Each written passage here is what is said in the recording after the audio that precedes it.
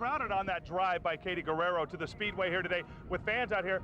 67,000 fans out here at the Speedway is the attendance that we've got. We're coming to you live now from pit row here where the race has just ended. We'll talk with the winner of the race, Richie Hearn, in just a moment. First, our racing analyst here, Davey Hamilton. You had some problems early on with the mechanics, I guess, and the electronics of your car. Yeah, unfortunately, right at the green flag, we had a great starting spot, starting the 5th spot, and we were looking forward to run up front, but right at the green, the car wouldn't pick up on the start, and you know, it was unfortunate we went from the front to the back in about 1 lap, but AJ Foyt's team did a great job. We got in, went about 5 or 6 laps down, changing all the electronics, and then just worked at it all day trying to get back, and finally coming in 11th. Well, you're here safe, though, and that's more than you can say for some of the other drivers in this race. It was rough out there at times. What caused all the problems on the track? Yeah, well, there's several things. For one, the wind, I think, had a lot to do with it. The wind blowing the dirt and dust on the racetrack, and then I think number 2, we had some pretty aggressive drivers out there today.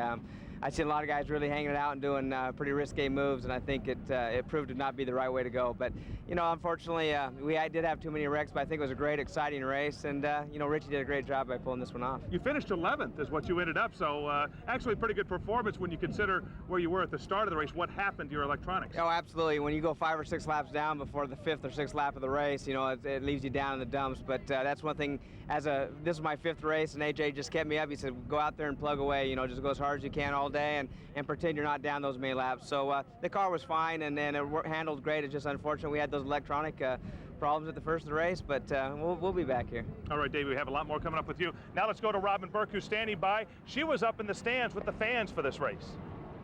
Right, frankly, more fans showed up than anyone really expected. NHP says definitely more than 35,000, and there were some problems with traffic. But after it was all said and done, fans say the frustration was worth it. For most fans, it was a race to get to the race, and there was no passing the pack. I think that was 500 we leave early. We didn't think it'd be this bad.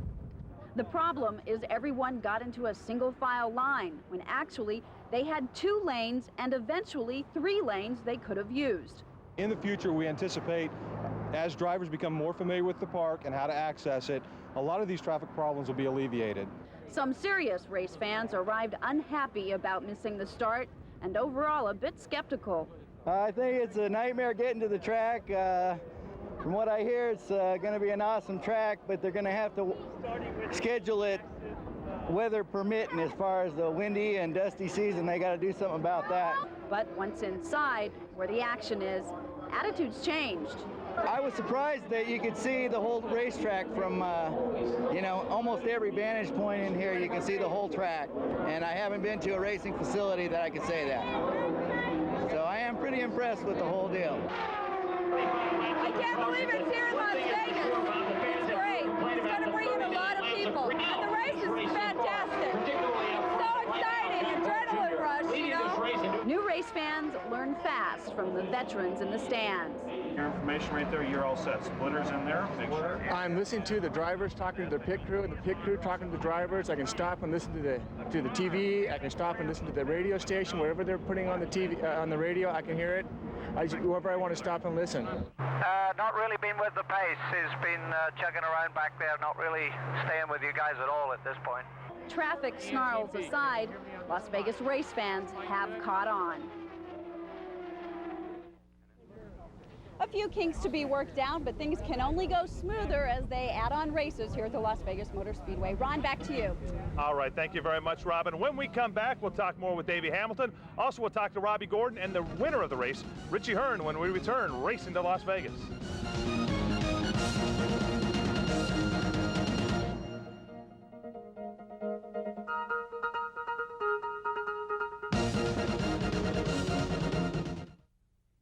If we just gave you a bed liner, you may not consider it a big deal until you consider it comes with a new Sonoma by GMC.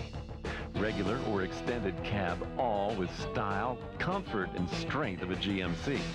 So when you think about all the things you can do in your Sonoma and all the places you can go, that bed liner we gave you not only becomes a big deal, but a big value. So hurry, offer ends soon. See your Desert GMC dealer today. My son, always looking for adventure. Leaping here, running there, always searching. Quite a bit of luck discovering the rugged Chevrolet S10 Blazer. Now with a $1,250 cash back from Chevrolet and financing as low as 6.9%. $1,250 cash back. Tough Chevrolet trucks at special savings. Pretty smart, Junior.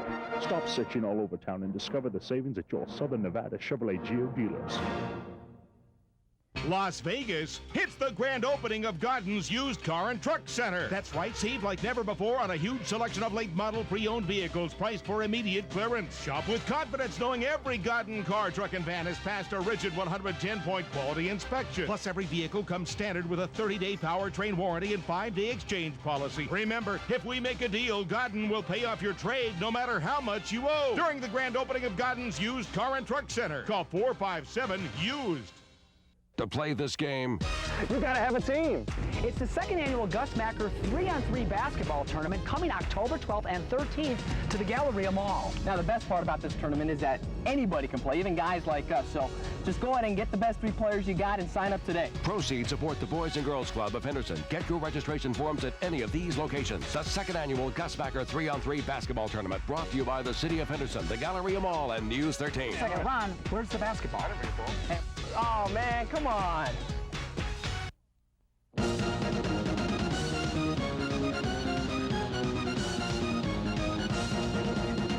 But the wind is normal that's picking up out here this time of day that we've got right now. We're coming to you live from the Las Vegas Motor Speedway. Now, out on the, certainly you've seen, those that saw the race here and have seen our reports here, there were a lot of problems as for the drivers being able to keep the cars on the track in some sort of order and coming off the track safely. And we talked to a couple of the drivers afterwards and saw in the pits here, it looked pretty ugly here at times with some of the carnage from the cars. After the race, the garage area looked like a junkyard because of all the accidents. There were a number of reasons for the accidents. First of all, the high speeds contributed quite a bit to the accidents. There was also windy conditions didn't help the situation. And they also had a lot of sand on the track at times that caused problems with the cars. One of the favorites in the race, Robbie Gordon, had a shot at winning the race. Had the lead with about 30 laps to go when he had mechanical problems. What happened with the car at the end, Robbie? Wheel bearing. We lost a right rear wheel bearing. I think we definitely had the speed for him all day long, anytime we wanted. You know, congratulations to Richie. Hopefully he wins this deal, and you know, it'd be a hell of a race. Is sand the problem with the wheel bearings? That's what I hear. No, G load. You know, we're pulling almost 4 Gs around here most of the time, and just too hard on the bearings. Speed's got to come down a little bit. All right. What about the carnage out there with all the cars crashing and stuff? What's causing that? Is that wheel bearings too? Is it sand? Is it wind? I think more wind than anything else. These cars are pretty sensitive in the air, and when it gets a gust of wind, it pins the front of them. Last race for these cars. Yeah, you know, I wanted to win, but we did the best job we could. You know, we'll be back here in the Super Truck in about a month and a half, and just, you know, I really enjoyed the Speedway. I think the guys have done a hell of a job, Richie Klein and his whole group, with this track. It's one of the best we've raced on. After a bad accident on the main stretch, the race was red flagged, the cars stopped, came in, and then restarted the race with a handful of laps left to go. It was all Richie Hearn after that, the guy who went 222 miles an hour here in July during testing, wins the inaugural Las Vegas 500K. Well, it's relief. You know, we've run good all year long and been close to victory, but we've had little problems take us out of it. And I'm just really, really happy for myself and the team and all my sponsors. They've put a big effort this whole year, and it's just really exciting. You have to sort of feel like you own this track with the 222 you did during the testing session that lit everybody up, and now this. Well, like I said, I don't know if I own it, but we ran good. We were probably the best today, obviously, and there were a lot of strong guys. Ari ran good, and so did Robbie, and you know, some of the other guys up front. They all ran pretty strong. We were just fortunate enough to put it all together at the end. Why all the trouble out there on the track and all the crashes, carnage? Yeah, I don't know. I mean, it was pretty gusty out there, and there's a lot of dirt. You know, I don't know if they were trying to run a little bit higher groove. I ran low the whole day, and I was pretty comfortable, and a lot of people ran high, and you know, I think that was maybe catching them out a little bit. How about a return visit here to Vegas? Now, I know you're going into kart next year with John here. Your thoughts on coming back here racing someday? Yeah, I'm sure we'll be back someday. You know, just right now, that's just the decision we had to make. We couldn't do both next year, so we had to make a decision, and you know, our sponsors and ourselves thought maybe for right now that's the best choice for us, but it doesn't mean we'll never be back with Las Vegas Speedway or IRL. You know, we still want to go back to the Indy 500 someday. It's just you know, maybe not right now. Richie Hearn talking there about him going to kart next year and not racing in IRL. An interesting switch there with Richie Hearn going in one direction. What do you think? How many drivers are going to be going one direction or the other? You have Robbie Gordon that raced in kart, now racing here in the IRL today. Absolutely. You know, I don't know. It's going to be a crapshoot really on who's going to do what. We know that Gallus Racing is going to come aboard to the IRL next year. Richie Hearn's going with kart, so it's mixing around a little bit. But I think Richie's background's from all the way one here on oval today. His background's road racing, and I think the Della Penna team and Richie Hearn want to do some more road course racing, and so that's the route they have to take to do that. Now, some important stuff here. We saw Johnny O'Connell on his roof there. There were some accidents here today, no question about that, a number of accidents. The condition of the drivers, what do you hear? I hear everything is pretty well okay. There's 4 drivers, I guess, going to be held overnight, just from hearsay, looking at Tony Stewart's back. Brad Murphy, I understand he may have a broken femur, and there's a couple other drivers who are just going to keep overnight for observation, but you know, no real major injuries, and they'll be back with us. Johnny O'Connell with that flip, he got out of the car right away. We saw him on the infield grass here. He gets out of the car and he is ready to walk across the infield. He puts his hands up and the fans start yelling and cheering, and then the emergency staff grabbed him and said, no, wait a second, you got to come back. You're going to the track hospital. That's standard procedure, isn't it? Well, I'm sure he's going to be stiff and sore, but when you get out of an accident like that and you feel okay, man, you're ready to jump for joy, and that's what he was doing. It's just fortunate he's okay. And I seen him, I was one of the first cars around after the accident. I seen him skirmishing around in the cockpit, wanting out of that thing. I don't blame him. Were there any tough moments for you out on the track today? Actually, the toughest moment was Tice Carlson coming off of turn 2, spun and got in the wall, and I was right behind him and had a lot of the debris hit the car and ripped the antennas off the front of my car and went over my helmet and stuck some stuff in my nose wing. So I was close to an accident myself, but luckily we got a pit right then and pull all the debris out of the car and bent a few steering arms. We straightened them out and went back on going, and so I was definitely ducking, that's for sure. You're here and you're safe, and it looks like the rest of the drivers are going to be relatively safe. Brad Murphy, I guess, a broken femur, is that what it is? That's yeah. My understanding, yes. Okay, when we come back, we followed Roberto Guerrero around today, and Brad Hoffman is going to have the story of a day in the life, so to speak, of driver Roberto Guerrero here at the Las Vegas 500K.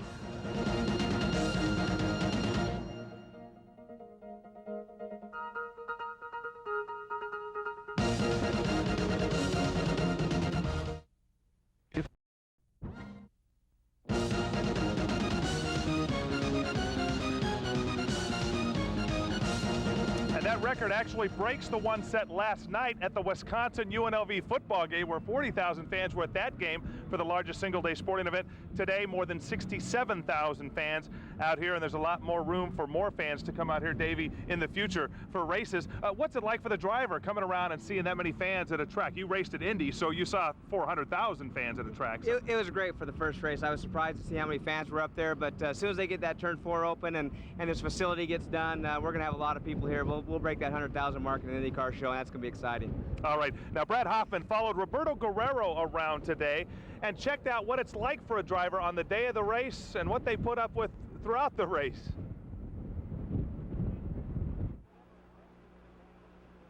One of the most accomplished drivers on the circuit is Roberto Guerrero.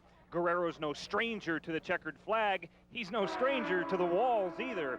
During yesterday's qualifying, Guerrero slammed into the wall, disabling his #1 car. Yeah, and that set us back a little bit. At the same time, it may be a blessing in disguise. We had 2 different cars, and I think we're going to be better off with this one in the race. So we may have started a little bit further up with the other one, but I think for the race, we'll be okay with this one. We wouldn't put them out there in anything is less than 100%. It's a class operation with Pennzoil and Pagan Racing, and it's going to go all the way. It's everything or nothing for us. That's why we're here, and we're going to represent Pennzoil best we can, take care of Roberto. He's our driver, he's our guy. He looks out for us, we look out for him. Half an hour before race time. Tell me what you're thinking right now. Well, you don't really think much. You're kind of just in a state, just waiting, and you know, once you get strapped in the car, then it's all business, and just take it from there. Team Pennzoil is ready, Roberto Guerrero is ready, the engines are fired up. Let the inaugural Las Vegas 500 begin. Guerrero started the day in the #9 position. He maintained that for most of the race and ended up finishing in 4th place. He gives us some more points. We finished the race. He puts us 3rd in the championship, so it's better than a lot of the other teams. So it's you know, it's not as good as it could have been. It's not as good as Richie Hearn's day, but you know, we'll take it with the problems we had.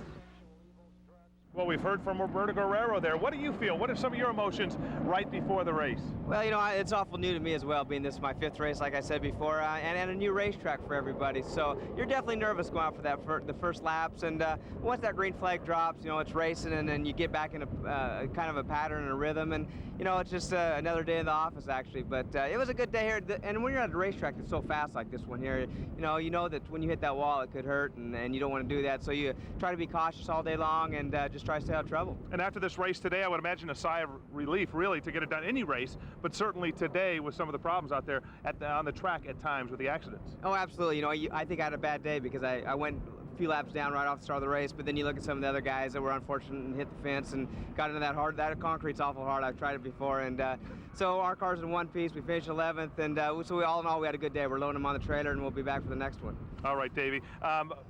Robin Burke had the opportunity to go in the stands and meet with some of the fans throughout this race. She covered the event from that angle. Robin, tell me what it was like up there in the stands. Well, the best part, and what a lot of the fans said, is that they could see the entire track almost from anywhere in the grandstands. And that was a big plus for fans who came even from Indianapolis, where they say there aren't a lot of tracks where you can actually do that. Now, on the other side of things, restrooms got a little crowded. They even ran out of some concessions, and frankly, that's because a lot more fans showed up than they expected, close to 30,000. So things were a bit crowded, but overall, most people just really enjoyed the race and enjoyed the new facilities most of all. Also, certainly there were traffic problems getting into the race. I don't know, unless you get a couple of more lanes on I-15, it seems like that would be difficult to try to solve some of the traffic problems. We saw the congestion coming in. Actually, there were a couple of lanes. There were 3 lanes, but a lot of the people just didn't realize that they had more room to exit than they actually did. Next time, that should just be a lot more smoother, because people know where they're going now, and they know that they can exit at 2 and 3 lanes at a time. This might be part of the education of race fans too. You got to get early to these events. You can't be leaving, you know, an hour even before a race. You got to come here 2 or 3 hours before a race, or 4 hours in some cases. Yeah, some of the Indianapolis fans said they always leave early, and they just didn't think they would have to this time. And of course, you always have to leave early when 40, 60,000 people are going to show up. Did you have fun up there in the stands, Robin? It was a lot of fun. It was a lot of fun. All right, when we come back, we will return more with Davey Hamilton. When we return, racing to Las Vegas.